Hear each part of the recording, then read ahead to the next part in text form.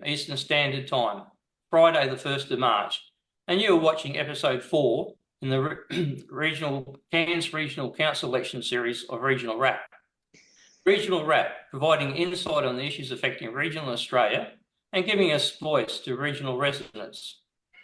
My name is Bill Bates, and joining me on this episode, Cairns Council Elections, Community First Team for Cairns, are my guest, Dr. Nicole Sleeman, and candidate for the Division 6 and mayoral candidate, Denis Walls. Nicole is a Cairns-based GP.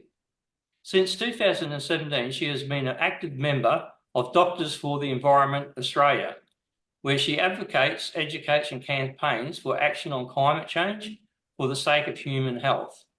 Nicole decided to run for local council after coming to understand through her work and through her postgraduate training in sustainable public health at local governments that have a huge role to play in building healthy communities.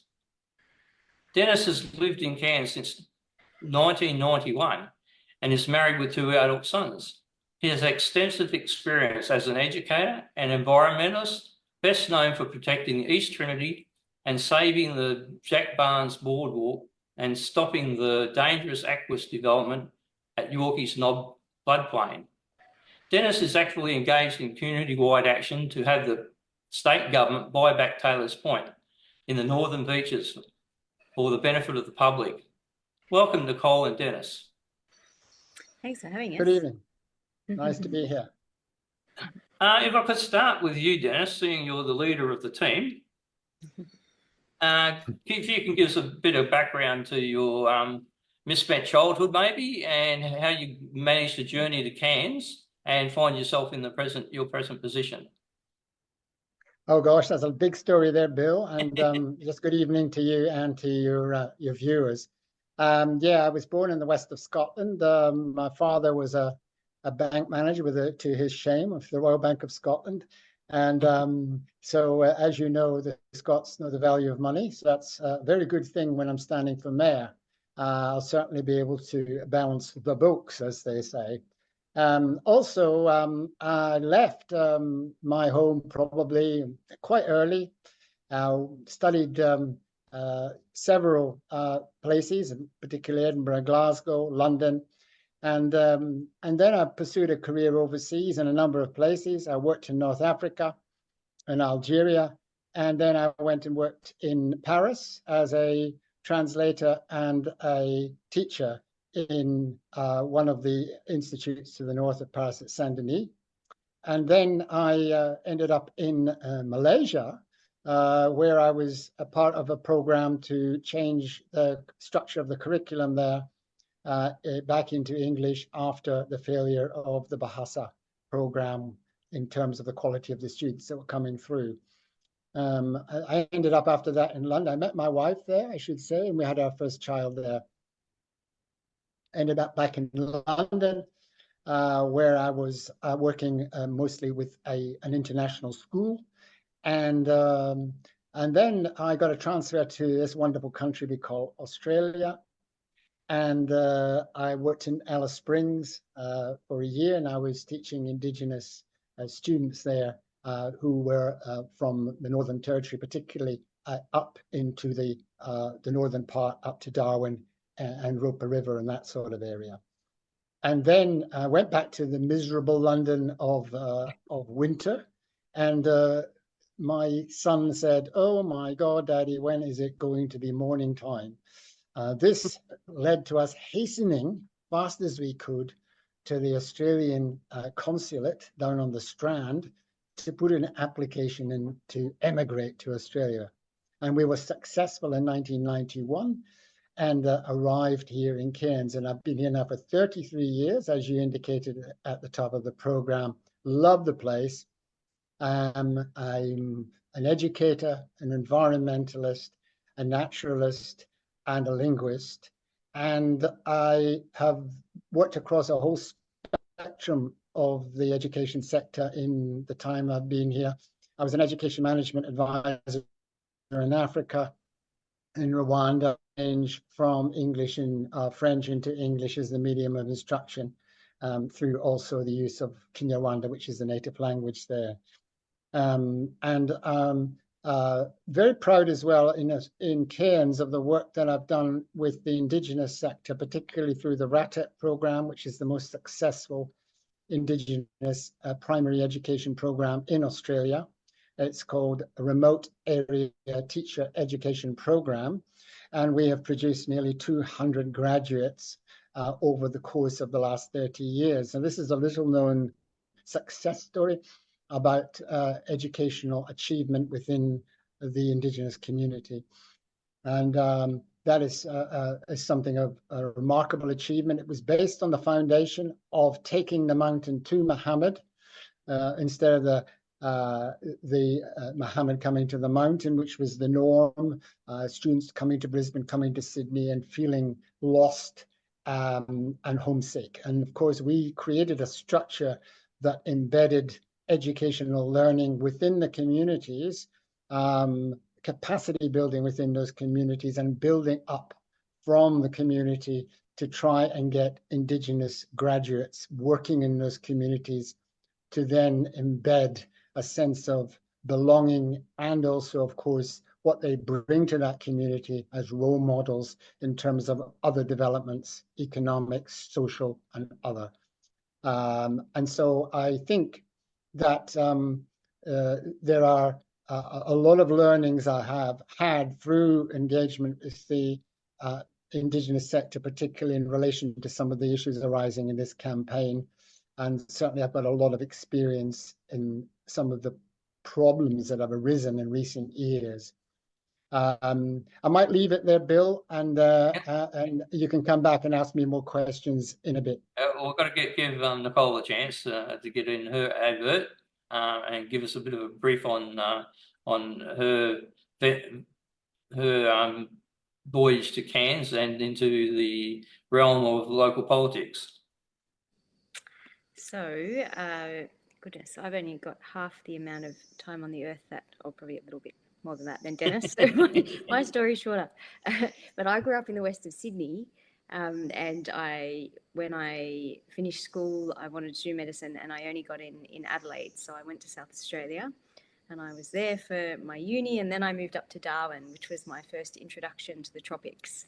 And I fell in love with it. And yeah, it really got under my skin. So I was in Darwin for 3 years, working up there at the hospital, and then I left there and I moved around, and I ended up back in Sydney. Anyway, doing different things until eventually I decided that I wanted to do general practice training. And I did that, and as soon as I got my ticket, I needed to come back to the tropics. And yeah, I had friends in Cairns, and I came up to visit for a month and actually to do the Calf Neck bike tour, which Denis knows very well. I got myself a mountain bike and was very excited to come and see some of the tablelands.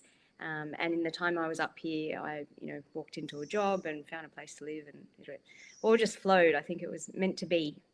And so yeah, I was here, and then I did go interstate and got stuck away with all the COVID havoc, but never forgot Cairns and just was homesick the whole time I was away. And so I came back almost a bit more than 2.5 years ago, and the moment I drove in, I felt like I was home, and so now Cairns is home. And in terms of council, I suppose I've work as a GP, so spent my career in the medical field and in health. But in 2017, I got involved with Doctors for the Environment Australia. And the reason I got involved was because I was in Sydney then, and I was living by the beach and swimming a lot in the ocean. And I was really quite overwhelmed by all the ocean plastic pollution. And I would do these beach cleanups, and we just have like piles of rubbish. It was really upsetting. And so I was trying to find some way of marrying my career as a doctor with doing something for the environment. And I found DEA, and I went along to a conference. And anyway, I've been heavily involved ever since in lots of advocacy work and campaigning. I didn't have any interest in politics when I was younger. And I think DEA really taught me that people in power can make a lot of decisions that impact the community and impact our futures. And that really, I guess, fed the fire inside of me, because I didn't think it was fair that people in power were making decisions that impacted our communities negatively. So I became more interested in politics. But mostly, that's all been around climate change and health and planetary health, which is around the connection of human health to the health of the ecosystems that we, move within. And then, my interest in local council is that it's something I always thought about. And then I did some extra study last year in public health, and it was interesting looking at like the different parts of society that can impact health, how we can influence health positively in our communities. And being a GP and in the front line of the health sector, like we see, I believe, symptoms of a system often, not always, but often we're lumped with ill health. But what happens is that, health starts in the community. It doesn't start in the health sector. And so I've always felt very frustrated by this and feel that there is so much that can be done outside of the health sector to create and cultivate healthy communities, which ultimately reduces our workload, which is good for everyone because no one wants to be sick. So I've always had that bigger picture thinking. And when I did this study in public health last year, that really gave me the opportunity to explore that. And I think my interest in local council is because it's just that it's local. We've got the opportunity to think globally about big issues like climate change, sustainability, things like this. But really we can make change at a local level, which is relevant to communities. I think for me, it's really around, ethical, like people with ethics in power, making decisions with the community, should be driven by community. And then, just seeing how local council can actually do more around health, as the health sector is, everybody knows, we're really under stress all around the country. And I think we need to do something outside of the health sector to reduce that. The other thing is a healthy community also saves the taxpayer a lot of money. Absolutely. It's a win-win all the way around. Exactly. Health costs so much money. And that's what frustrates me. Actually, only 2% of the health budget goes to prevention and the rest goes into all these other services. If that flipped, if 98% went into prevention, we'd just have a whole different world. So I'm really passionate about that. Okay, Denis, I'd like to get a bit of an insight in regards how you gathered your team, how much work it was to put the crew together, make sure they work well together, and also had a lot of commonality between them. So if you give us a bit of an idea where you met and sort of fostered all these relationships for your team. Well, about a year ago, there was talk of forming a team. And then, of course, as often happens, people just went off on their own ways and time passed. And then around September, there was a bit more energy over the elections coming up. We've really got to start getting, we can't leave this too late. And this is the problem, of course, with outside people coming into contest elections, is it's very hard to maintain that. If you're an incumbent, you can carry on and, it's all part of your bread and butter. But to get people from the outside to commit for a year or 2 years on a sort of a wing and a prayer is a very hard ask. So around September, we had this meeting, and at that point, it was just Nicole and Renee in Division 7 and myself. And I said, look, when they asked me if I would run as the mayoral candidate, I said, look, try to, ask around. I'm not, I'm here if you would, you feel that I'm the right candidate, but I'm not begging you to have me as part of the team. I wanted to be inclusive. I wanted to engage. I wanted to make sure that I was the right choice. And about a week later, they came back. There was a group of people who weren't wanting to stand, and they said, Denis, we think you're the right guy to be the mayor. And they persuaded me to be the mayoral candidate. And I said, well, fine. We then need to make sure that we go public with a team. We can't go with 2 people. That's not a team. And so we got another couple of people, and gradually the team grew. And then we had a team. And we never wanted to run a full team. And I think most of the reasons being that it's very demanding, very costly, and sometimes can lead to backbiting and infighting, as I've found in the past, when you have large groups of people and some perhaps don't get on with others. And this team we've built has been built around 6 divisional representatives and me as the mayor, So 7 is a lovely number. As you know, it's the world's luckiest number, Bill. And we have been working in peace and harmony. We're not all the same. We're not identical thinkers. We're people with separate opinions and views, but we have the same ethics, principles, and we believe in the concept of the team because although a lot of people say, oh, why are you not running as an independent? It's very hard to come from the outside as an independent and then win a seat because you have got no basis in the community. People who come into the election booth very often respond to the collectivity. They will actually respond more to the themes brought from that team. Individuals can say anything, but they're not beholden to anybody. Now, there are very many fine independents, as you know, but the large party, 90% or so of independents are elected after they've been in teams. So it's the thing about Amy Eden, for example, was she was in Unity. Linda Cooper, of course, was in Unity. Richie Bates was in Unity. And then they all went independent. So I think the idea of a team as a cohesive body that brings collegial ideas. We can meet every Monday, we share policy, we share ideas, and of course, we also share money. It's expensive running a campaign, and if you're doing it by yourself, it's a huge impost on you as an individual. So there are many reasons why the team is a successful model to follow, I think, and I think our team has been a wonderful success story in terms of the ideas we've already put out into the community and the engagement of all of the people on our team who are, although not identical in their thinking, come with the same belief and positivity around what we need to do in Cairns to make this place better well into the future. Okay. With you, Nicole, you're just in Division 6, but you've got a full-time job. How are you finding it in regards to getting out to your community? Are you doing some door-to-door, wearing out some shoe leather?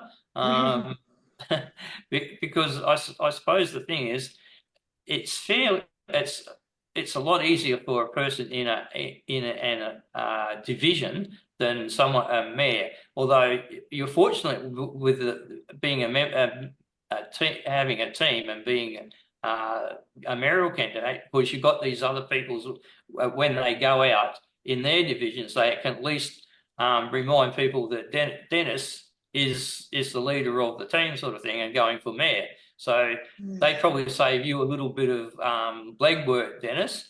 But Nicole, how do you find your engagement with the local community in Division 6? Yeah, it's been actually, I work part-time. So there's no way I could campaign and work full-time. I just wouldn't be. But yeah, it's been interesting. I started off door knocking early at the beginning of the campaign last year. And that was really, I had door knocked before for other reasons in previous elections. So it wasn't unfamiliar to me, but actually it was really interesting and I quite enjoyed it because it was it's very different when you're going knocking on someone's door saying that you're standing for council and, do they have anything they would like to share about, what they'd like to see council do. So I had really good response and it actually got a couple of volunteers out of door knocking way back. So yeah, it was really good. And then since then it's been, I think, as Denis has mentioned, it's been quite we just started forming in September and, I guess with all the floods and everything, we really had close to 3 weeks at least off over Christmas, New Year's, and it's quite a short campaign.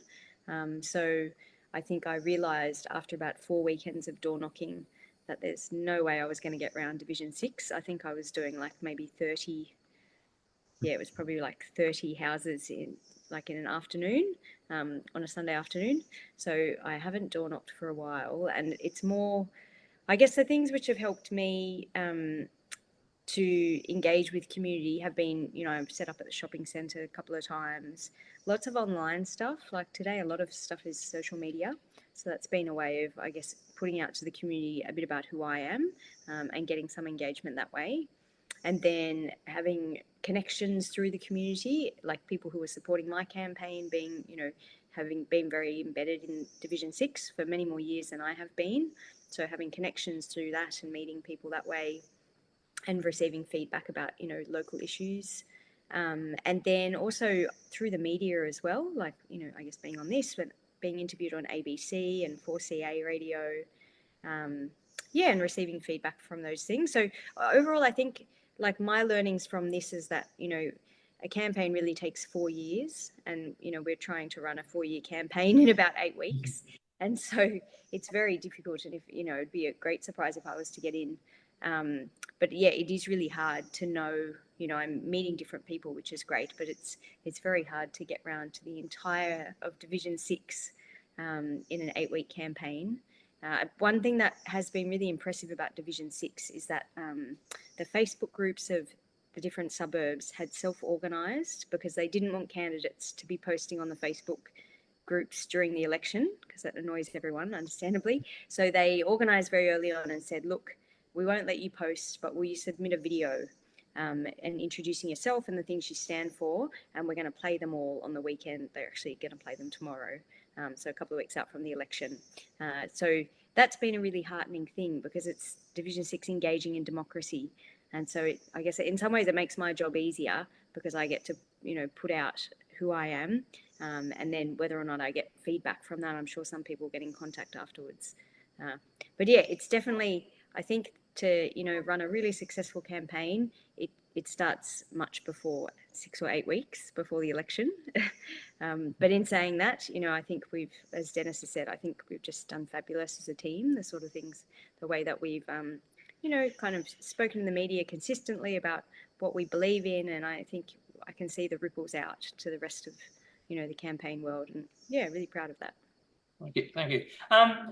Denis, Nicole picked up on there that she gets a little bit of feedback. I presume that's the same for all the divisional candidates. Has any of the feedback that's come back to you made you sort of review some of your key policies or that, or put different emphasis on them, and in sort of getting the feel what the people on the ground, what their priorities are, rather than what your initial thoughts, your priorities for them are. So has that shaped you a bit in regards to any feedback you got from your candidates out on the ground? Yeah, look, I think that's a good point. And I think oftentimes you do come with your own principles or beliefs or whatever, and you think, oh, everybody's thinking the same way you do. And of course, as I often say, we all live to some extent in our own little bubbles. And when you go to one community, the Northern Beaches, and you go down to another, Edmonton, you do see how different they are. And the village, the almost tablelands aspect of Edmonton, for example, is very different from the Northern Beaches and its tourism and so forth. And I think, it's been a big learning. And of course, factors interpose in your, or what one wants to, have as an agenda item, because of course the floods came along. So of course you then have to really learn a lot more about what the impact of that's going to be and what the role of local government is in relation to that. And I know, having been around for such a long time and involved in so many different issues and campaigns, I understand and know quite a lot about all of those issues: water, planning, transport, housing. But I have learned so much because I've had to. Crime, I think, might be one you're alluding to there, Bill. For example, when I started out in this, I never thought for a minute that I would have to have a crime policy. But it's now become so much part of the campaign, partly because of Paul's joining it on that particular issue and his long years as a policeman. It's made it very important as a campaign issue for people, for example, like me and others on the campaign trail, who perhaps would not have thought of that as a campaign issue. So yes, you have to take turns away from perhaps what you think is going to be the most important one. And I think also, to get to your point, you have to talk to different audiences in different ways. I always remember my father saying to me, son, when I'm talking to a bank customer, depending on which suburb he's from, I will talk to him with different language, and it stuck with me. And in a way, that's part of what it is being a politician. It's knowing, although local government councillors don't think of themselves really as politicians, but you have to play your audience, know your crowd, know who you're speaking to. And definitely the demands and the expectations of people in Gordonvale are going to be distinctly different from what they might be in the center of town. And one of those big issues, of course, which came back again and again and again on the trips that I have made down there so far, has been transport. So obviously then, although I have been part of the transport lobby group for years on and off, I need to refresh, I need to look, I need to find out what the latest thinking is in public transport. Is it light rail, or do we need to move to trackless trams? What is the one that's going to be most effective in the 2020s? And of course, cost coming into that. Population size has a huge impact on the viability of public transport. The road structure has changed so much in the last few years. So is that going to have an impact on park and ride, which was the concept that we raised many years ago when it came to bus routes and when we were discussing the issue around light rail? So yes, we must think differently at any different time according to the circumstances of that time. And of course, people are very reactive to circumstances. And so issues around water, crime, and planning, I would say probably those three issues have been the ones that have been most prevalent in this campaign. I think one of the big factors in Cairns is you have a historic population that's, third, fourth, fifth generation plus sort of thing. But gee whiz, since 1970s or 1980s, after Mr. Skates came up here, I suppose, we've had an influx of Mexicans or Southerners, and I'm one of them. So Cairns has a diverse population of people who have been here for generations and would like to see their city grow and prosper. And also, I mean, in past generations, they've had to watch their children head off to Brisbane or somewhere else to get a good university education or a six-figure job. And that's been fairly devastating for a lot of families, knowing that you can have your children up until finish high school, but after that, their future lies somewhere else. So they've had the vision that Cairns would grow, so eventually children wouldn't have to leave here. There would be enough, six-figure jobs in Cairns and professional jobs that they wouldn't have to leave. But we're still not in that situation. And then we have the other people who have come from everywhere across the world, even Scotland, and settled here.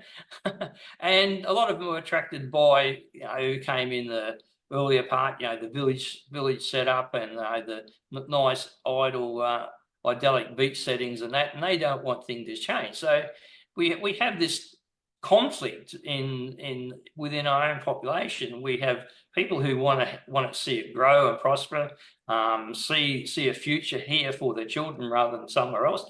And there's the people who just want it to stay as some sort of nice idyllic beachfront sort of thing, where they can have a grass hut and get in the hammock or something. So have you found that sort of conflict within your own division, Nicole and Denis, with your wider range? Have you find pockets that are very one way in regards to they don't want anything to change, and other people who are looking for things to prosper and get better in Cairns? Start with you, Nicole.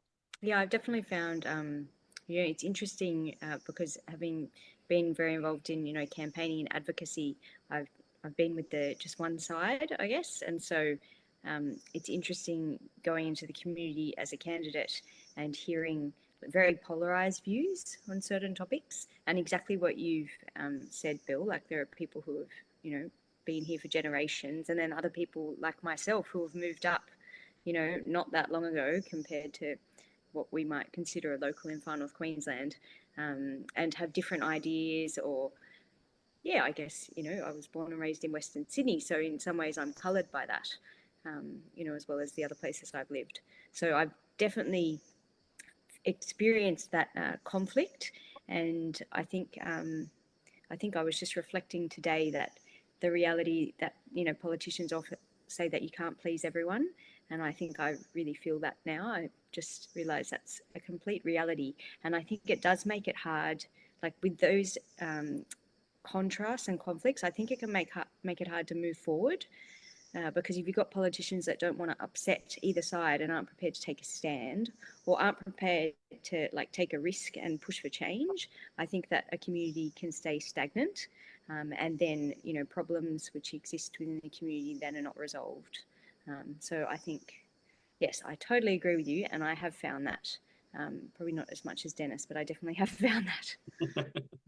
What about you, Denis, in the wider field? And you've been here a bit longer too, so the things that attracted you when you first got here in 91, what do you want to be the same, and what do you know that needs to be different?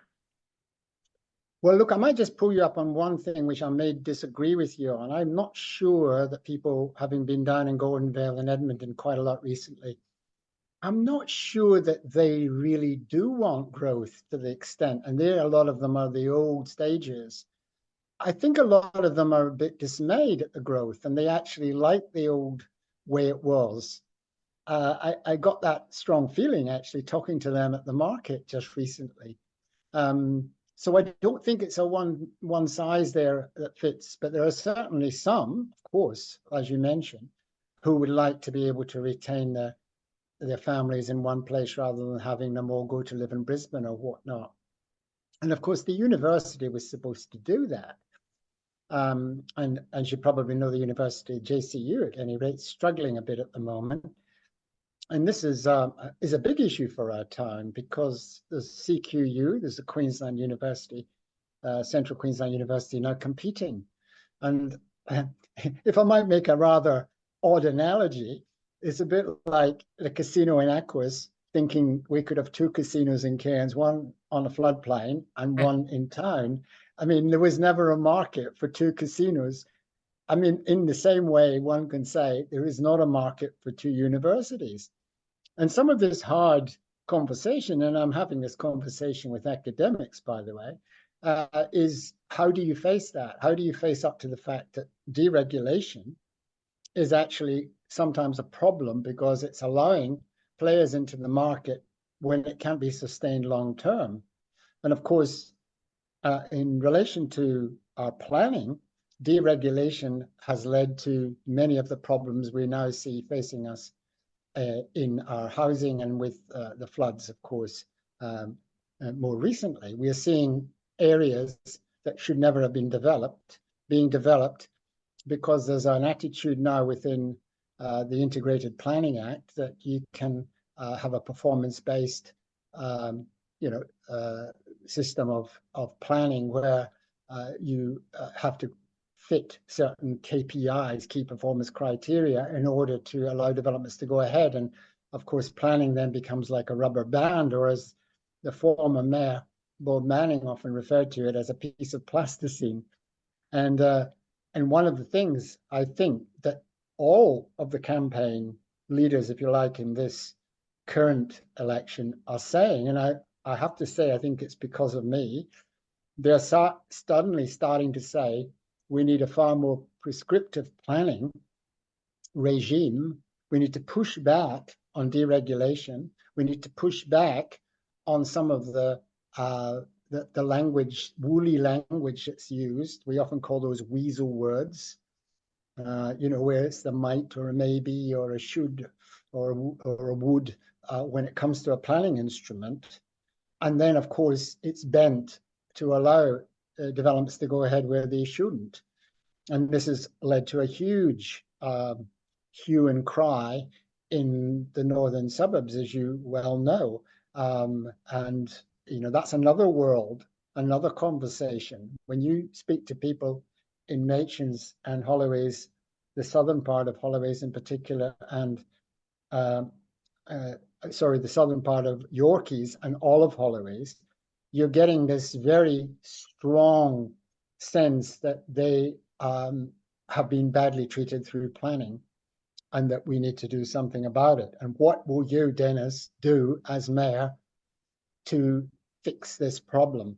So it's, to get back to your original question, it's a very much a two-tier system. We don't have it's a very big area, Cairns now. It's not like when I arrived here where you had the regional, you had Mulgrave and Cairns, and they were real, in a sense, shire councils and mentality. Now we have a mini regional government, effectively, and that's what Cairns regional government is. It's a mini regional government which spreads vastly across a terrain of great significance, with a population of 172,000 estimated to reach 250,000 by 2050, and a diverse, hugely diverse, the needs, demands, pressures on that are absolutely monumental. And that's why we, Community First, are really pushing for a holistic approach to this through the integrated urban planning and transport document we need to have in this town to plan for the future, to incorporate the demands across the whole of the area, including transport, including housing, including planning, which is appropriate to the needs of this community and to this lovely town, which is going to grow in population, whether we like it or not. To get to your earlier point, do I want the population to grow to 250? Do I want the population to go to 3 if we bring military hardware into Cairns, as is being proposed down in the Trinity Inlet, to bring the defense forces here to repel the threat of China in the Pacific? We may not have a voice in this. We may not have the capacity to be able to say no. And that's always a question with population growth. How do you put the brakes on it when we are told that it's a fact of life that we're going to grow 2% per annum, that the population next year will be 2,500 more than it is this year, and that in 25 years, it will be close to 70,000 more than it currently is. And we're told that we have no say in the matter. That's the reality. Well, that is point in case. We see the even without the military side of it, just the immigration numbers coming into Australia, although they are heading to the capital cities in general. But what happens is that population from overseas creates a situation where people who have lived in Sydney all their lives and that are now sort of getting pushed out of the market, and they start looking elsewhere. So what we do is we get a spin-off into the regions, and that's happening across Victoria and New South Wales as well, that the regions are picking up people who have been pushed out of Sydney and Melbourne. And I presume the way Brisbane's going, because the Sunshine Coast is #1 for resettlement within Australia, we'll have the situation eventually that people in Brisbane are going to be pushed out to the regions as well. So it might not just be a matter of the defence laws, it's just natural growth and natural push out from the capitals. So that does lead us into a couple of questions. Firstly, we've got the problems to fix up after Jasper, and then long term, we've got to prepare for this population. So we've got to have water, we've got to have roads and general infrastructure, amenity and services. So just probably the first one to get out of the way is basically what are we going to do in regards to getting the infrastructure back that's been damaged from Jasper, and how are we going to make preparations so we make that not just a patch-up job, but what we do, that infrastructure becomes a lot more resilient than what it has been in the past. And also, what do we do for the people who are on those flood areas? Because even in the Coles area in Camarunga, down that way, there was localised flooding in that, and there's always that intersection down the bottom that hooks the Reg Lynch that's constantly underwater when there's a decent rainfall anyway. So you've got your problems in Division 6, but the beaches have got a much bigger problem, and especially Machins and Holloways on that floodplain, the river floodplain. So if I just address Nicole for a minute, in your rounds, what sort of feedback did you get in regards to the floods and what people expectations are to make their area a little bit more resilient? There's definitely one of the bridges in the valley goes under often with a lot of rain and in flooding, so that was one thing that people mentioned, Canunga Bridge, although there was also recognition that it seems to clear pretty quickly. In terms of the recent floods, there was a lot of disappointment around the late evacuation orders. They really felt the evacuation orders were useless because it was too late to leave because of the bridges that were flooded. And also there was a lack of, I think, insufficient preparation for the community in terms of understanding the risk, understanding what could have happened, and then, what does it look like to prepare in a disaster. The feedback was that it was really very basic, and given that the disaster was unprecedented, this kind of basic information didn't cut it. So yeah, a lot was around being the text messages went out way too late. I think the other thing is there was a lot of bluster and lots of overstressing of the situation as Jasper was heading our way as far as the cyclone effect in regards to upcoming winds. But I mean, if anyone knows how to use the Weather Bureau information or goes to that US joint typhoon warning center and that, you could see that the cyclone was, hard pushed to get to Category 1, Category 2, and it just barely made Category 3.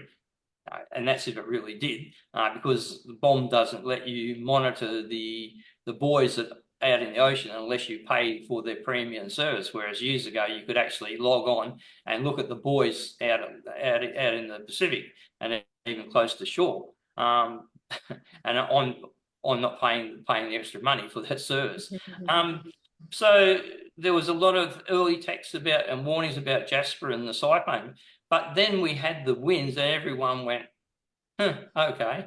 But then the rain event that followed, people didn't get the warning. I think that's where it fell down, is though we had a lot of preparation and warning of the cyclone. The cyclone happened. Then we had this sigh of relief sort of thing. And maybe 24 hours between the real impacts of the trailing rain event, we were caught off guard. And I don't know if the Weather Bureau didn't give us enough warning, or it was up to the council. But I think something failed in that gap between the passing of the cyclone hit landfall and the rain event. You would have got a lot more feedback from the beaches suburbs. How did they sort of look at the situation of the pre-warnings before the cyclone and the rain event, Denis?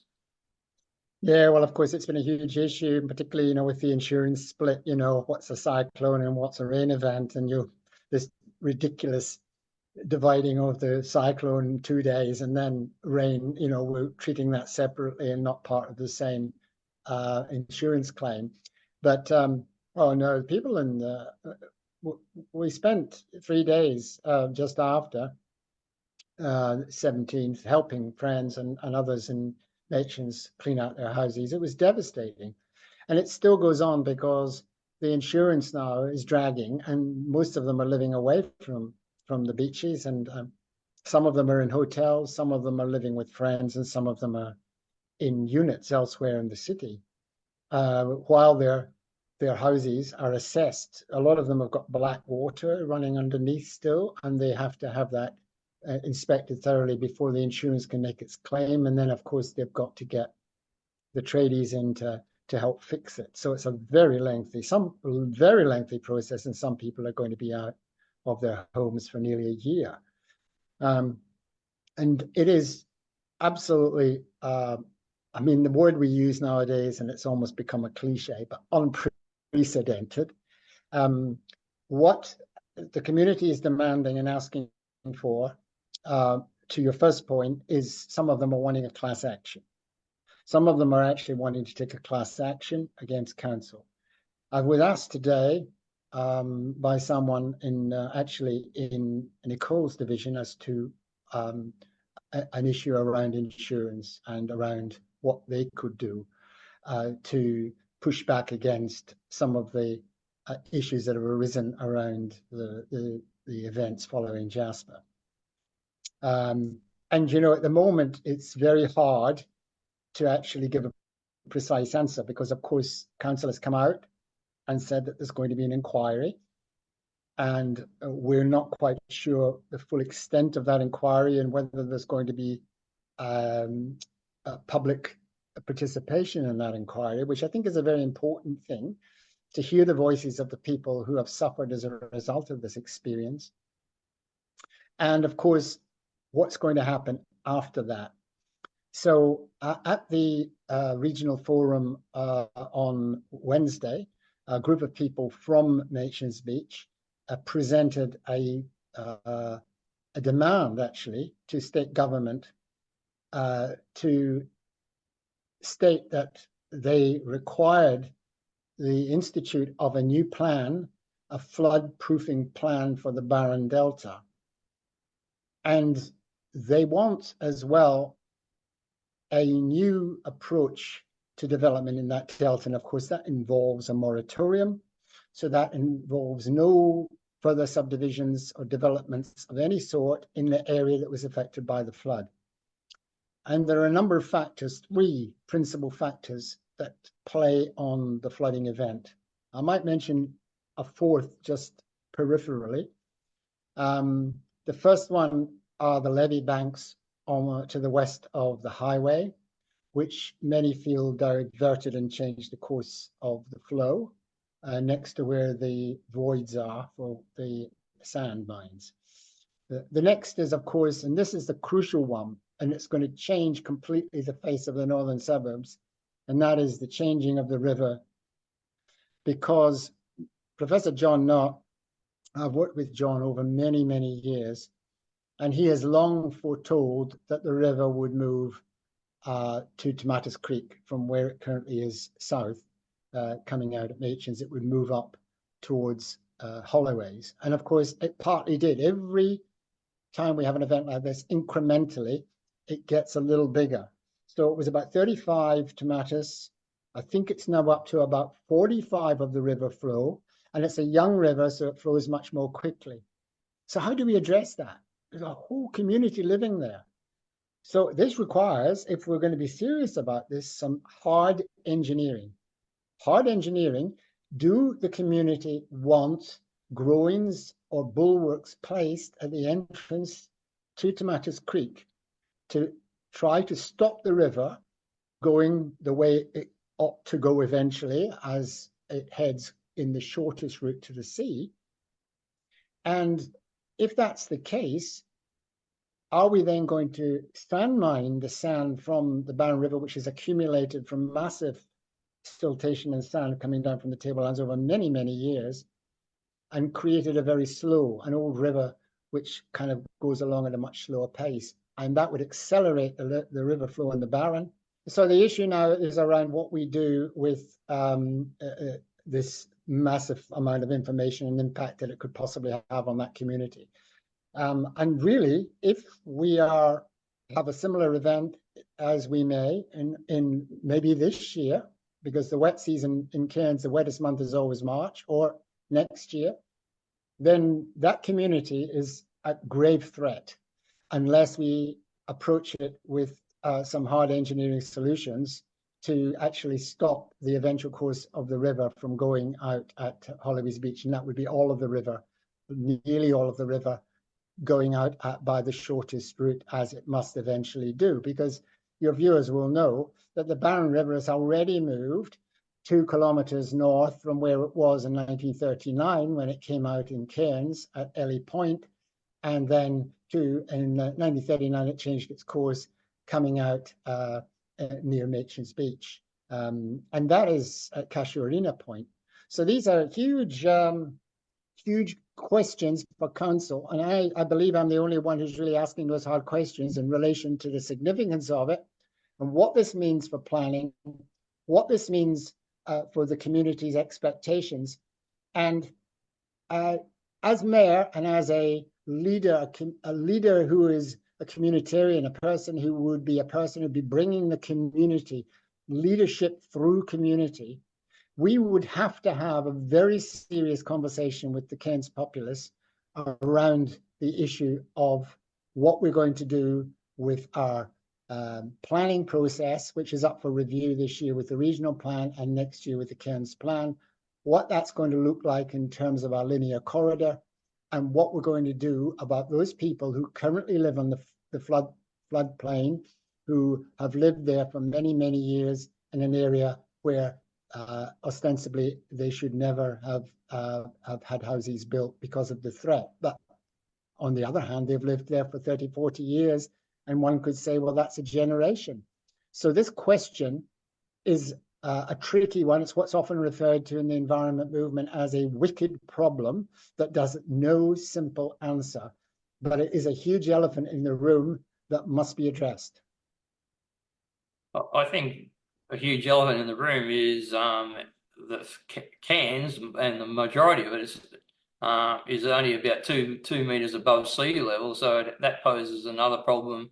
You know, as you saw, closure of the airport during that rain event, but it does bring up the point in regards it's got to be an expensive fix, whatever you're going to do. Does it mean also sitting down and weighing up that cost and then the ongoing cost versus say, well, maybe we need a buyback and all those people have to move out of Holloway's and Machen's somewhere in the long term. You know, it might be a long-term program, but if the situation is that they're going to be in danger fairly regularly in the future, then that might have to be at least a consideration of the whole evaluation process, because it's going to be a lot of money to fix, definitely a lot of money to flood-proof. So it's one cost versus another cost with buyback. So I don't know if those things need to be put on the table as well. I'm not sure about the buyback. I mean, council, of course, would cry poor on that. That's why I think a lot of people are talking about class actions, because I think the idea of buying back, who would pay for that? What would the liability be? Where would insurance play a part in this? Where would longevity play a part in this? For example, when people bought in at that time, when the social expectations were completely different, when the awareness of climate impacts were far less. It is a huge issue, and I'm not trying to say it's not a serious one, but I think it's one of those ones that for a lot of people it's almost too hard, and they would rather just ignore it and push it to one side. But it's one that I was asked today in an email that was sent to me by Nicole, actually, about exactly that very point you've just raised about buyback, and it's one of those ones that is, in a sense, unanswerable. Well, I think the main thing is, you know, any action is going to end up on the ratepayers' bill somewhere along there. If people take class action against the council for bad planning or something like that, so whatever happens, there's got to be a cost to ratepayers. So we need to take that into consideration. But just to bring Nicole back into the conversation for a little bit. We've had the discussion raised about fluoridisation in the water. This is a topic that comes up fairly regularly, and there's a number of different views on that. And I mean, if you do a bit of research, I think there's only about 400 million people in areas where fluoridation is mandated, and most of them live in the United States. Europe doesn't really have mandates or that anymore, and a lot of places don't have fluoride in the water. Yet there's other places, even in Europe, that have the more fluoride naturally occurring in their water than we dose up for it. So I expect this issue is going to pop up for the next council somewhere along the line. Considering the wide views of the population, and then we've just had this ruling in the Supreme Court about the mandates for police and nursing, medical people for the COVID injections. Well, I don't know if you could throw fluoridization as the same thing as a medical procedure or input that people could object to being mandated. So do you think even those people who favour it, probably have to move a bit more cautiously in this regard, Nicole? Yeah, certainly. It's been a hot topic. Probably the week before last, it was, oh no, maybe last week.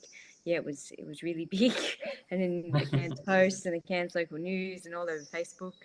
And I certainly, was really public about being in support of fluoride. And it's a difficult one. It's funny for me because I grew up with fluoride, so it was never anything I needed to question. And then obviously going through medical school and then doing public health training, people would say that fluoridation is one of the greatest, in the top 10 or 20 public health successes. And then I suppose from my practice as a GP, I see a lot of poor oral health, a lot actually. And I know that, poor oral health has all these other implications for other parts of our bodies and can predispose people to heart disease and diabetes and, lots of other things. So from my perspective, having good oral health is really important. And there's enough evidence to say that fluoridation reduces dental caries, and that, in populations where there is fluoride, of course, people still have poor oral health. But overall, when we look at a population level, which is really what public health is, it's not anecdotal, this person did this or this person had that. It's we look at the number crunch for the whole population. And there's definitely, there's convincing evidence that fluoridation reduces the load of dental caries across the population. So it's so I guess your question was around how to tread in this. And I think what I notice is there's a couple of things. There are lots of public health things that we take for granted, such as chlorine in the water, such as iodine in, bread. Any loaf of bread you buy in Australia is going to have iodine in it. And that's, somebody could call that mass medication, really. That's something that we encourage pregnant women to have in their first trimester to reduce the risk of neural tube defects. But that's still a choice that they might make, whether or not to take that. But, the health community, the public health community came to the agreement that by increasing iodine uptake in people who might not otherwise have it, there's greater benefit.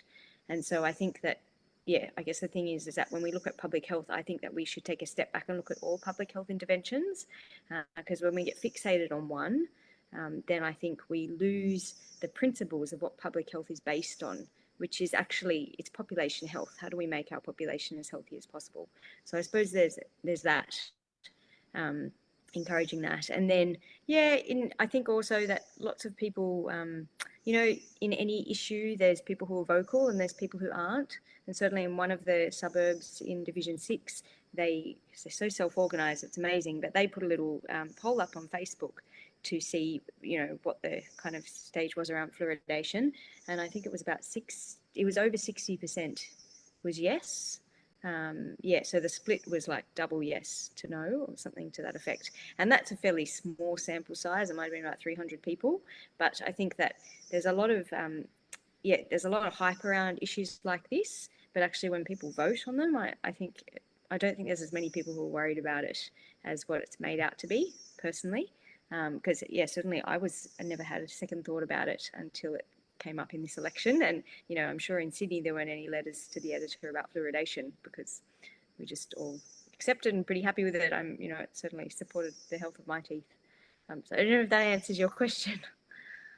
Well, I suppose a lot of people don't realise there's folate in bread as well, and that's there for a particular reason for spina bifida. And then iodine's essential for brain development. And what a lot of people don't remember, the days of the milk when your milk bottles used to come instead of cartons. In the old days, even beer bottles, everything was cleaned in iodine rather than chlorine. And it's only something that's come in, probably post 1950, 1960, where we moved from iodine to chlorine for bottle cleaning. So there used to be residual iodine in beer bottles and milk. So we got a reasonable amount of iodine from that, besides our general diet. But folates in bread, just to prevent, I think it's aimed at spina bifida and things like that. So there is this sort of mass medication, but those things sort of don't come up, and they don't get the sort of reaction as fluoride does. No, and I don't understand why fluoride gets, I guess because I grew up in Western Sydney, so it was never an issue. So I struggle to understand why it gets the reaction it does, knowing and working as a GP and seeing all the sort of things that people put in their mouths, all the processed foods, like the preservatives in foods, the rubbish that, that a lot of our society consumes, because this is the system that we're in. This is what people are fed, and they're obviously not aware that's really unhealthy. And like for me, fluoride's at the bottom of the list. There are so many other substances that really, make me frustrated and angry, that are, food-like substances. Fluoride's a natural occurring element, happens to be, as you said, in higher concentrations in some water sources over in Europe, in other parts of the world. And, the dentist who discovered it, he actually just realized that children who were in a particular area that had naturally high levels of fluoride had less dental caries than other areas where there was less fluoride. So for me, I struggle to categorize it as mass medication. Like, I actually just don't think that's a particularly accurate way of describing it. Well, I suppose if you go down to the shopping centres and that, and you look at the food courts and you think, gee whiz, between obesity and bad dental habits, from what people are eating, and applying it's scary what people apply their children with as pacifiers.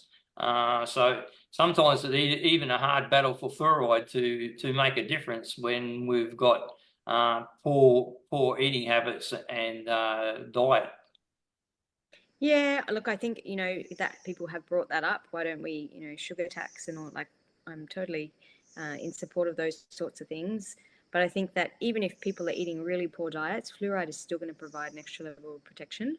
So I don't think that negates the benefits of fluoride, but it also, like the issue of poor diet is huge. And it's actually, let's take down Coca-Cola rather than people who want to fluoridate the water, because it's these big kind of corporate companies that actually care about nothing but profit that are impacting people's health, not public health physicians who are looking at the status of oral health in a population. Okay then. Look, we've gone over the hour, but I'd still like to just touch on your policies in regards to moving forward with a bigger population and what we need to look at in particular. So, Denis, if you could give us a bit of an outline, what you think we need to do to deal with a growing population over the coming 30-odd years, and the fact that we do need to make a start now. Yeah, well, we've got to start using the word, a dirty word for a lot of people, and that's densify. If you use that term, sometimes people run a mile because they don't like the concept of densification and the idea that people are clustering together. But the reality is that the Cairns CBD needs to be reinvigorated. There's a lot of empty space there. I've done a number of commentaries on it. We've produced a press release which was very well received about ways in which the CBD can be revitalized, through sound planning, collaboration with landowners, by working with the state government to actually create these mixed-use precincts where you've got people living together and working there with commercial properties there, and of course retail as well. And we know that model, that mixed development model of retail, commercial, and housing works extremely well in many other cities. And I think we have to move that way. I often compare Cairns, it may seem a bit of a long bow, but comparing it to Singapore as an aspirational target, not because I want us to be like Singapore, because I think that would be awfully crowded, but nonetheless, the kind of ethos that runs through the planning of Singapore as a tropical city. There are many things there that we can learn about what how they deal with urban heat. We cool, walkable streets, encouraging people to live and visit.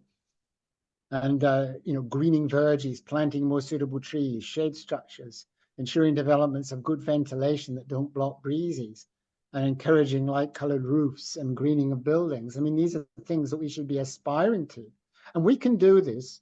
And the PDAs, priority development areas, which is an arm of state government, we can, at local government level, because let's face it, the most important tier of government is local government. It's not state, it's not federal. Local government, that's where we live. That's where people experience in their day-to-day the important things that are managed by local government. And local government can't always pass the buck and say, oh, it's a state government responsibility. It has to take ownership, and it can do this. It has the capacity to do it with advocating for mixed-use precincts in the city. These are precincts that have a variety of uses, as I've said, and they energize the CBD. They provide housing, jobs, enhance security, making the city safer, more attractive, more livable. So that's the goal that we are setting as a team for the CBD in an habitat which is already what we might call high rise. And there is the use of temporary local planning instruments. I've been working with Lester Manning, the lawyer. I've been asking him about his work in that space. And it turns out that local government can do a heck of a lot when it comes to creating housing opportunities already in the existing footprint of the CBD. And there is a lack of knowledge at the moment about what that might entail, because we need to do an audit, an up-to-date audit of available accommodation. We need to use the temporary local planning instruments. We need to expedite the kind of transfer of a lot of those single use into dual occupancy. Well, we've got to allow people with tiny homes. We've got to be thinking about granny flats. We've got to be thinking about conversion of houses, like a lot of hostels, for example. We have to convert a lot of the properties and so on in Cairns that are currently lying idle and put them back into the local market so that people can live in the CBD, be vibrant, create jobs, create energy. And I think, the big difficulty in Australia is not about the high density in a way, although it's hard, but at least it's there. We know there is a view that we should be able to do it. We can convert commercial properties across into residential and so on. That's a zoning transition. The big issue is getting Australians to accept medium density. And of course, European cities grew organically, and they have a centre. They have a medium density, and then they have suburbs. Whereas Australia, it grew outwards from the centre, and it was always going to be, the quarter-acre block. And this, of course, has now led to this movement in capital cities called YIMBYism, yes, in my backyard.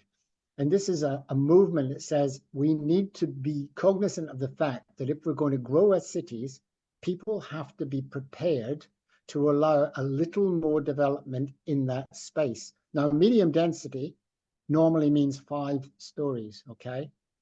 Why 5? Well, because 4, it doesn't meet the mark for developers, because you have to put a lift in when it reaches 4 stories. And therefore, there's extra money to be made. It's the covering profit, if you like, when you go to 5. Very significant factor.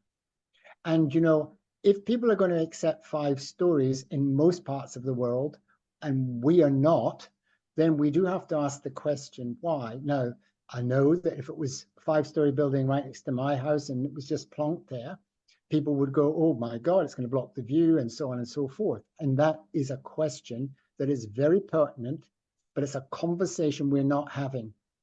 Now, one of the big organizations in Brisbane has now done a study looking at what they call urban easing, and it's advocating very strongly in the next 2 years, we collectively in Queensland and elsewhere in Australia need to have a conversation about medium density, what it might look like, where it might go, what impact it might have in order to cope with the expected growth, as I indicated at the top of this program, of 2,500 people per year, plus the several thousand at the moment who are living in Cairns in inadequate housing, not to mention those 100, 200, or 300 people who are living on the street.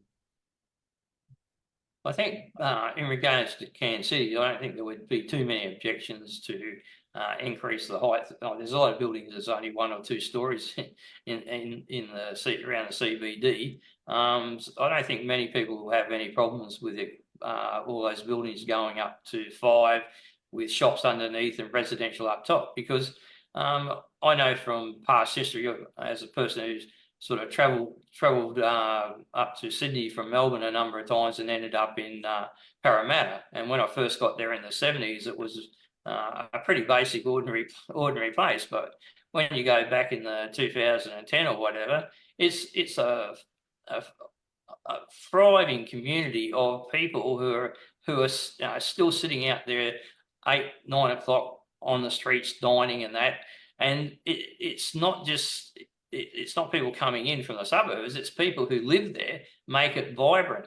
And then others from other suburbs or further out come in to join them, sort of thing. So I think, you know, Cairns does have the potential to have a good, thriving, permanent residential base that we need to harness, and that will help make the city more vibrant, and also allow for that population increase in the near term while addressing the changes that are needed in the more suburban areas. I mean, some areas, you know, probably shouldn't change because they've got that heritage or that, but there's other areas that are sort of came up in the 70s or even 80s, still on large blocks that, you know, probably could be suitable for more density. Yes. These are all good points, and I agree with you. And I think what you're hinting at is that you might agree with me too about the need to have that conversation about where those placements might be. And that's why I think the audit, so that we know where those placements might be, complicated by the fact that we're now effectively quarantining through a moratorium request on a very populated part of the Northern Beaches. We are now making our work harder in a sense, because we're saying don't go there. It's actually interesting. I've been talking to some futurists, some forward thinkers, and they've been saying, you know what we need to do in Northern Beaches and Cairns in general? We need to build more houses on stilts. So that's an interesting conversation in its own right, because there are so many communities around the world who live in areas similar to Cairns under threat from the sea. And of course, you indicated earlier, the sand, Cairns is just one big beach, really. The sand goes right back into the center of the town. John Knott has often told me, Professor John Knott has often told me, if ever was a town that was vulnerable to the climatic change and massive weather events, it's Cairns. And so we have a conversation around livability, and I'm not averse to having that conversation around the nature of that livability and what it might look like. But I wouldn't mention it during this campaign in a broad space, because I think it's a concept that would be very hard for a lot of people to accept on a visceral level. In talking about living on stilts on a floodplain, I think it would be something that emotionally people would have very great difficulty coming to terms with. But I think it's another thing that we need to put into the mix when we're having this broad-based conversation about what Cairns might look like in the next 20 to 30 years. Just getting back to you, Nicole, the Division 6, does that have a variety of housing, from old housing to sort of the post-70 housing, where it's just a concrete slab on the ground, and we're only a couple of inches off the street level, and does it have an older mix as well? Yeah, it definitely does. Stratford and Freshwater in particular, much more like the older houses with that real Queenslander character, which people love. Actually, there was a survey which showed that that's the sort of thing that Freshwater and Stratford want to preserve. But certainly as developments have been signed off, they are these kind of concrete block houses. There's some just around the corner from me that I noticed. So I was riding my bike home from work, and yeah, there's like 6 little, I don't know, you call them duplexes or something, that have just popped up on Camarunga Road, which are, not that kind of Queenslander style at all. And the same is true of Red Lynch. There's all these apartment kind of blocks that are popping up, and I suppose it's higher density. I don't know if you'd call that high or medium density living, but certainly like a lot of people. But yeah, they're just, when I look at, these estates and all these apartment blocks that are being built, they don't appear to me to be tropical design. Like, I'm not an architect, but as far as I can see, I'm not sure if anybody's thought about, wind flow or anything like that, or if it's just, close the doors down and turn on the aircon for half the year. No, well, you see, we've got a problem now. Is the government sort of mandated 7-star design for housing? So that basically means you need double glazing, you need lock windows, and you need minimum air conditioning requirements. So an old Queenslander where you have your doors and windows open doesn't even come into the mix for a new build. You just wouldn't get approved. So when governments have these one design fits all, or one standard fits all, it becomes a big problem, and that probably too needs to address, because it's a lot different living in far north Queensland than it is down Brisbane and that. So, but they don't seem to take that into account. But the other thing is, we can have this increase in density, but we've also got to preserve or create a bit more green space. So if you've got to have more people there, you've also got to have amenity. If you just have houses and you don't have amenity where people can get out and enjoy, it becomes a real big problem. No, I agree. I mean, we know that certainly from a health perspective, green space is really protective from health. It shows if you go into green space, your blood pressure lowers, your stress hormone lowers. We know that connection with nature is really important. And I think this is, something I'm certainly passionate about. The other issue of reducing all our green space and putting all these concrete jungles up is the urban heat island effect, which, then increases our temperatures in already a warm, we live in a hot climate already, and that increases it further. So I think that's a real, like for me, and I'm not a town planner, I'm a GP running for council, but the way that I see it is that if the population is going to grow, then there really needs to be strategic thinking about how we can firstly home the people here who don't have anywhere to go at night. I think that should be first and foremost, but how can we grow in a way which, it should, I don't really believe in infinite growth. We're all part of systems, and sometimes systems get out of balance, as we really have on the earth at the moment.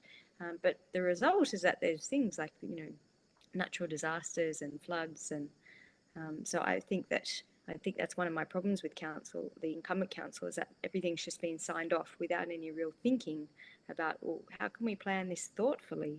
Like, how many people can exist in this space, and how many people can exist in this space healthily as well? Which is, I guess, my angle.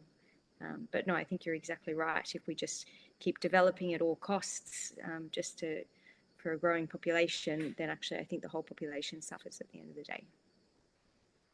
Okay, just before we wind up, I'll just go to you first, Nicole, in regards to what's the main things you want to see for your division over the next term, the things you want addressed. So there's definitely, in my division, there is much uproar about the Brinsmead freshwater bike path, which hasn't been delivered, despite being promised a couple of elections. So that's something which definitely, if I was elected, then I would like to think that I'd be able to make that happen. and also to secure state funding for the Redlands Sports Precinct, which is another thing, which is a plan that's been around since I think 2017 and it hasn't moved very far at all.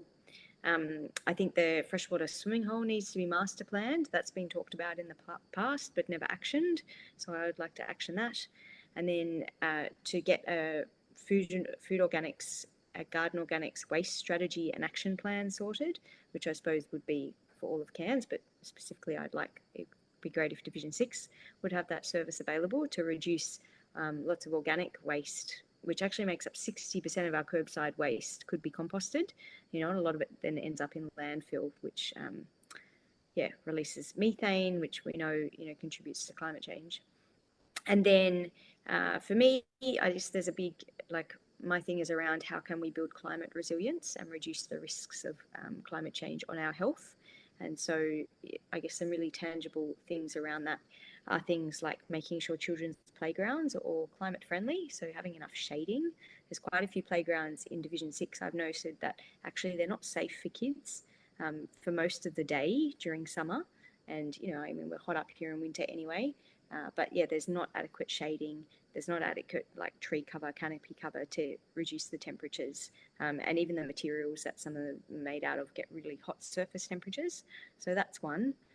And then another, I guess it's more of a community-wide thing, but in other parts of Australia, local councils have worked with the health sector to develop heatwave plans, which reduce the impacts of heat waves on communities.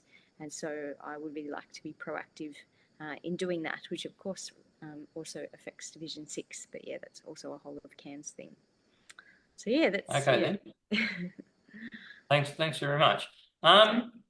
Denis, if you could just give us your final wind up in regards to, as the mayoral candidate for just the first term, what you would like to address in particular.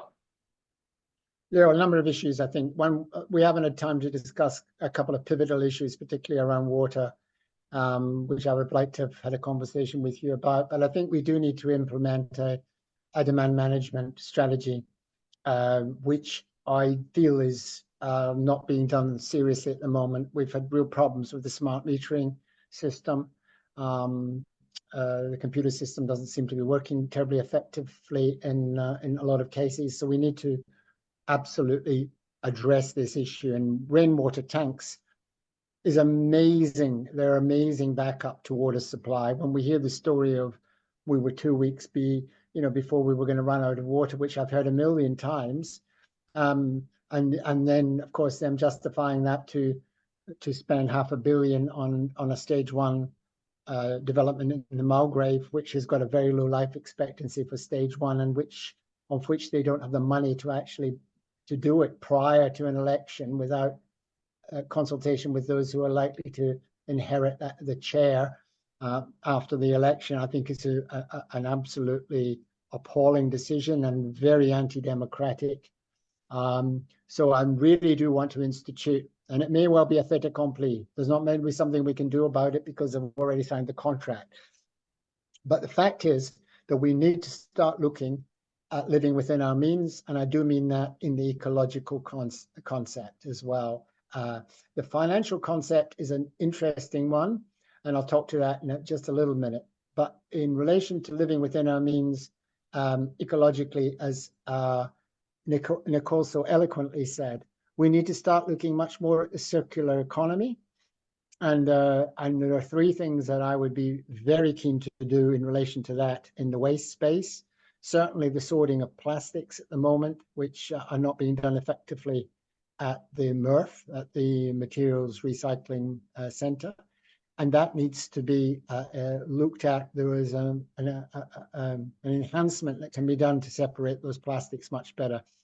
In that FOGO space, absolutely, we need to be using our food waste in a far, far more circular way. Because of the reasons, I won't repeat what Nicole just said, but which I totally support. And I think there's another opportunity for us to bring compost bins back in to gardens, which the council did about 15 years ago, but haven't done since. Those FOGO bins, by the way, there would be little bins that people could use there's talk of them actually being a little street bins that like they use in Japan and they use in Germany and France and so on, for that organic waste, and which is then used to drive, in some instances, small engineering, small firms that use that to generate power. So there's a great opportunity of circularity in that space. And also within recycling of electronic equipment, we're not doing a very good job there. I'd like to see a lot more work in that space too. In relation to planning, the thing that matters most to Cairns, I would be, with the experience that I have, the knowledge base that I have, I would be very active in reviewing the regional plan, the participation through the council and the town plan, to being far more prescriptive in the way that planning takes place, to ensure that there aren't all these loopholes that allow developments, and the rubber band concept to continue. And I would be frank with the public. I would hold regular forums where we could hear from the public and get experts in to try to educate people as well about the issues around growth, what that might mean for Cairns in the future, where that growth might occur. And one thing we're going to have to wait and see in that regard is we're going to have to wait and see what the report says in relation to the flooding in the Barron Delta.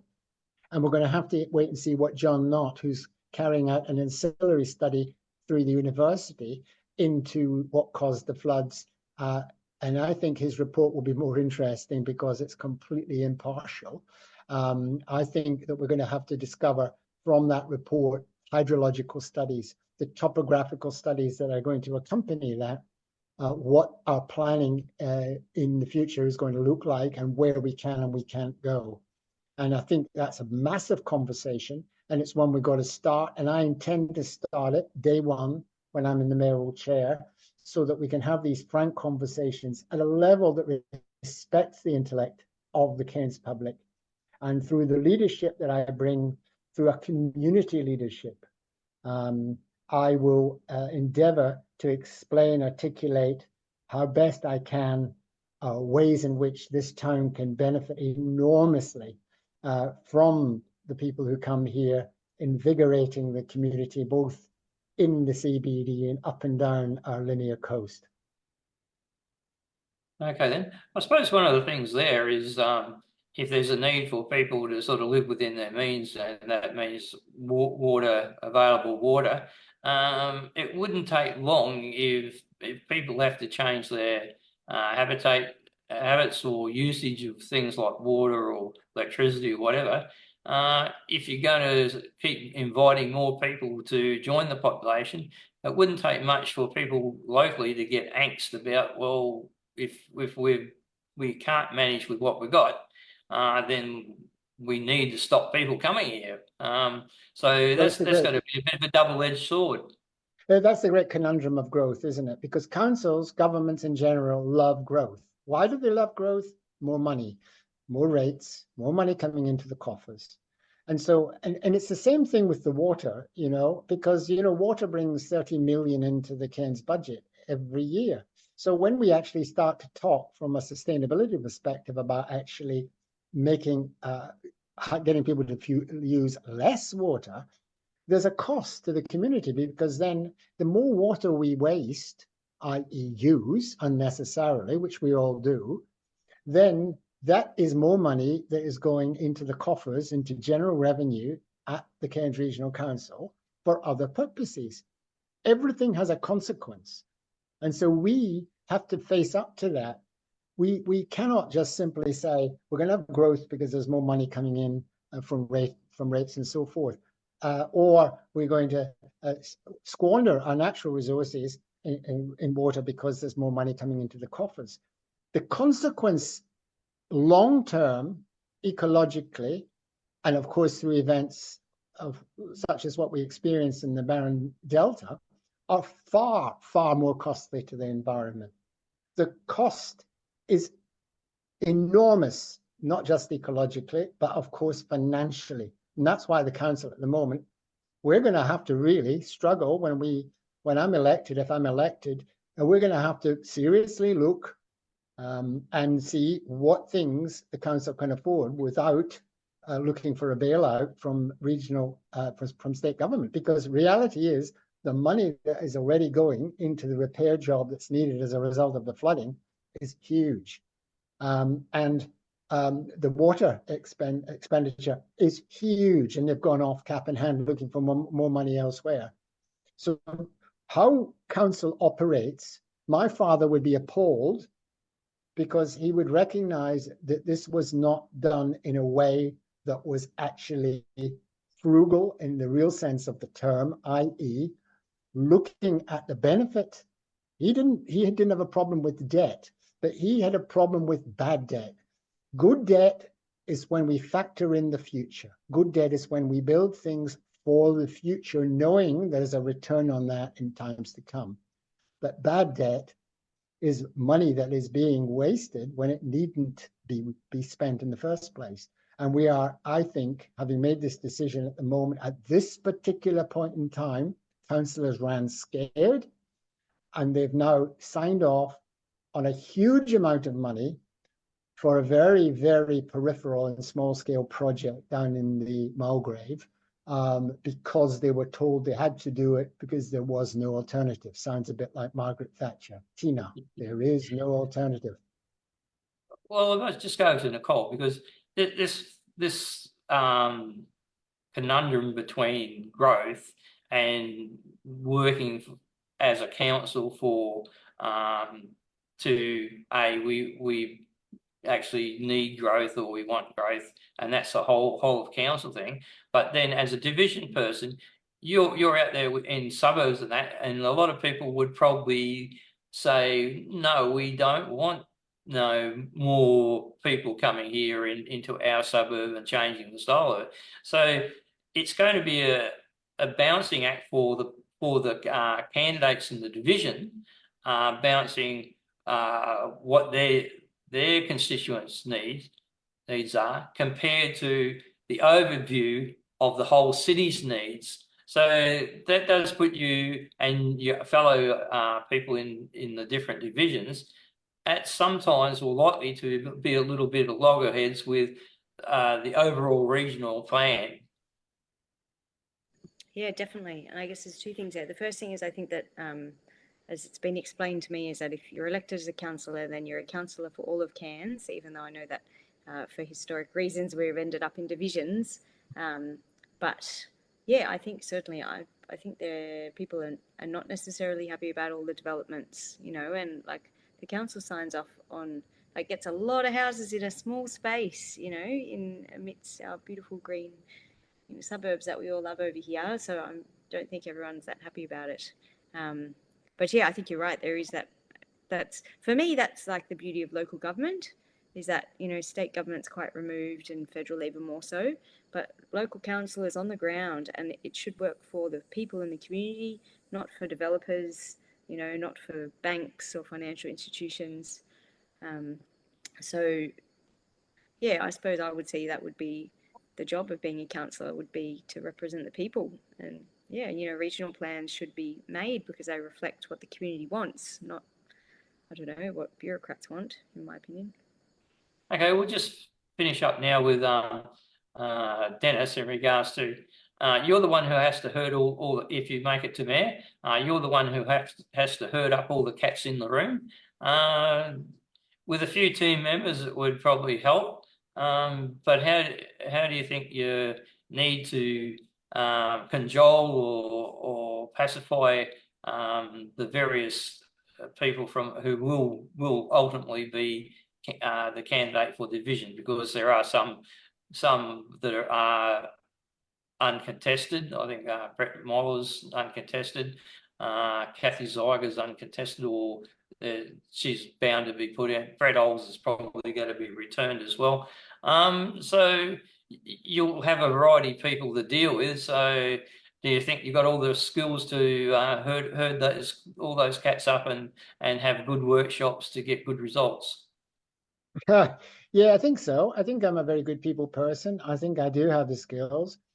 I think I'm a leader I've led, in so many different areas throughout my life. I've always just even been the captain of the soccer team, and I've been the captain of the table tennis team, and I've been the captain or the leader when it's come to, the issues around Aquis and around, the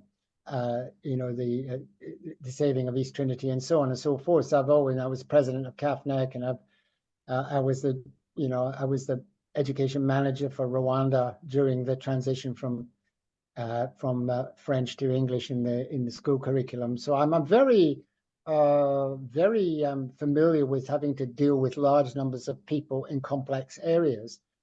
And I think you were a bit unkind there in Division 3, because there actually are 2 other candidates there, and there's a good candidate in Division 9 as well. But you're quite right with Division 1. Of course, Brett's on his own down there. Unfortunately, there's nobody standing up against him, which I think is a great shame for democracy. But you're probably right in relation to those 3 being re-elected. They are favourites. And yes, you will probably have a split council, and you will have a council that is diverse split in the sense that it's not one team, not in a negative sense. And I think having a broad-based suite of candidates, I would hope that if there were a couple of ours, if we have a couple of Amy's, if we have a couple of unities, and we have a rest as independents, to me that would be the best outcome. Because what's happened clearly for the last 12 years is that, that famous saying about power corrupts, and absolute power corrupts absolutely.